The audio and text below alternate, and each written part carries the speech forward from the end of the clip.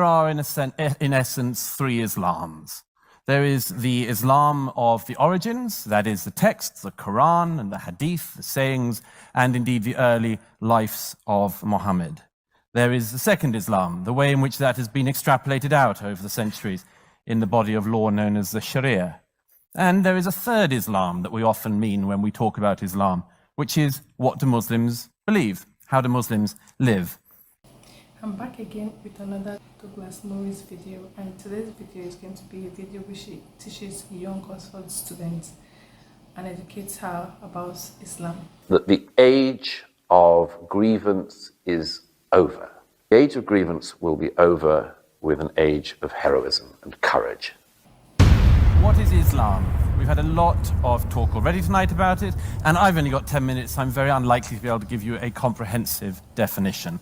If you listen to Zach, Muhammad, who founded Islam, was a sort of prototype of just a specially benevolent town councillor in the region of Fife. If you listened to him, you would get the impression that it was a pure arrangement of a few minimal issues of governance and so on. Now that isn't the case. Islam is many, many things. It's many complex things. It's not easy to sum it up. It is a religion, however, and it is possible to sum it up to some extent. My own favorite definition is that there are, in essence, three Islams. There is the Islam of the origins, that is the texts, the Quran and the Hadith, the sayings, and indeed the early lives of Muhammad. There is the second Islam, the way in which that has been extrapolated out over the centuries in the body of law known as the Sharia. And there is a third Islam that we often mean when we talk about Islam, which is, what do Muslims believe? How do Muslims live? Now, these are very, very deep waters, but there isn't any point in seeing deep waters unless you plunge straight in. Zach said in his comments that we must return to Islam's religious values. But the problem is that Zach's version of Islam's religious values is going to be very different from a lot of other people's. And let me put this point to you at its hardest, but I think it's necessary and it's truthful. Groups like ISIS have the worst possible interpretation of Islam. It should go without saying. But they have the worst possible interpretation of Islam for Muslims and for non-Muslims. However, it is an interpretation of the texts that they have. It is a valid interpretation of the lessons they take from the life of Muhammad. It is a possible interpretation of the texts and traditions they have in front of them. I'm afraid, ladies and gentlemen, that Muhammad was not Buddha. He did not live his life as Buddha. The world would be a lot more peaceable if he did, but it wasn't the case. I know that Shabir said in his comments that he doesn't want us to get into comparisons with other religions, but it might just be necessary. Consider the history of Islam, of Christianity, ladies and gentlemen. The history of Christianity, goodness knows, has been bloody. Would it have been more bloody or less bloody if on even one occasion, when one of Jesus' disciples comes to him and says, how many times should I forgive my brother? 7 times or 70 times 7. If instead of saying forgive him endlessly, which is what Jesus ends up saying, he'd have said chop off his head. What would have happened to the history of Christianity if even on one occasion when a woman is brought to Jesus found in adultery, instead of saying he who is without sin casts the first stone, said stone?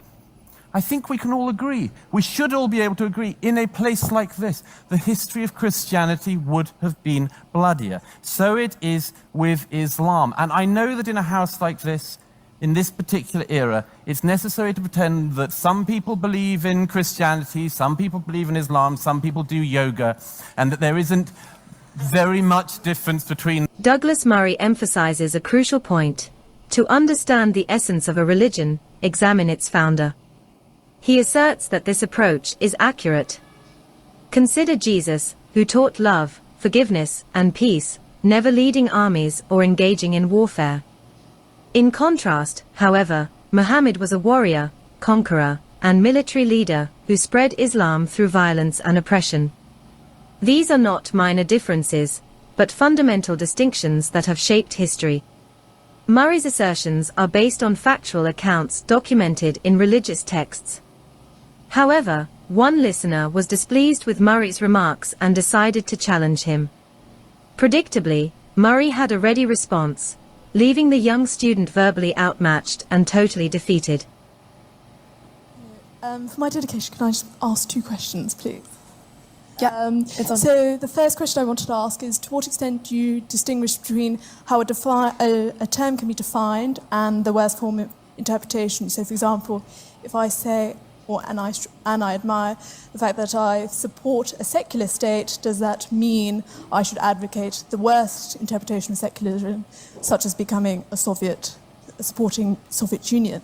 Second question I want to ask is, to what extent would you distinguish, as you rightly say, British Muslims being very anti-homosexual, as being following tribal cultures from South Asia, or because we know that that type of idea of killing homosexuality, being anti-homosexual, is not just restricted to Muslims in South Asia, but also Hindus in South Asia, Sikhs in South Asia, and Christians in African countries.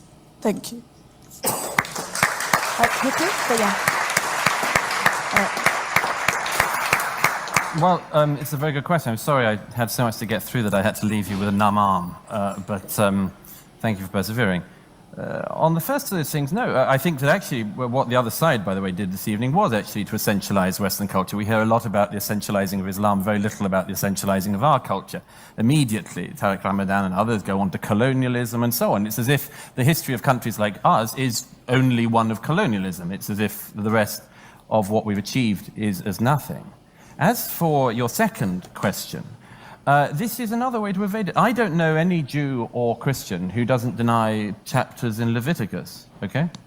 But I find it very, very commonplace, as we had this evening, that people ignore that the hadith, the sayings of Muhammad, are pretty strong on the matter of what you do about the gays.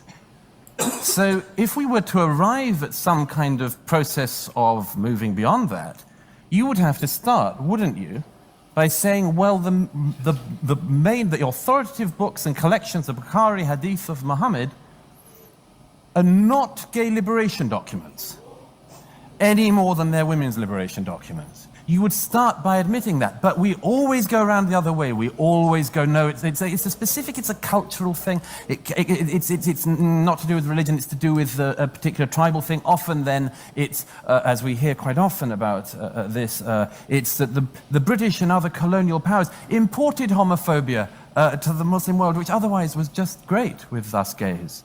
And this also is not an accurate interpretation. So, as I say, I would urge that Muslims in debating subjects like this admit what's in the text and get beyond them fast. But I'm not a Muslim. They have to do the job themselves. I just hope they do.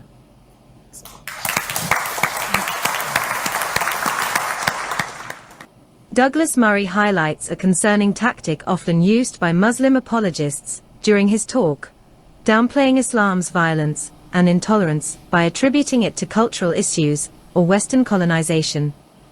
Murray argues that the problem is more profound, rooted in the Quran and Hadiths, which contain texts urging Muslims to wage war against non-Muslims, oppress women, and enforce Islamic law. A woman attempts to equate Islam with Christianity, but Murray dismantles this notion. He contrasts Jesus' teachings of compassion and forgiveness with Muhammad's actions, which included leading armies, conquering territories, and establishing a Sharia-based theocracy. Murray stresses the importance of acknowledging the threat posed by Islam honestly, and not being deterred by accusations of Islamophobia. Wow.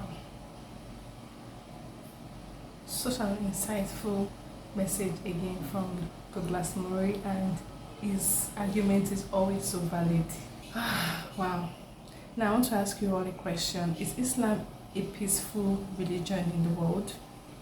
Another question is, do you think Douglas Murray actually has a valid argument on Islamic religion? And lastly, the statement in which Islam is evil, is it correct?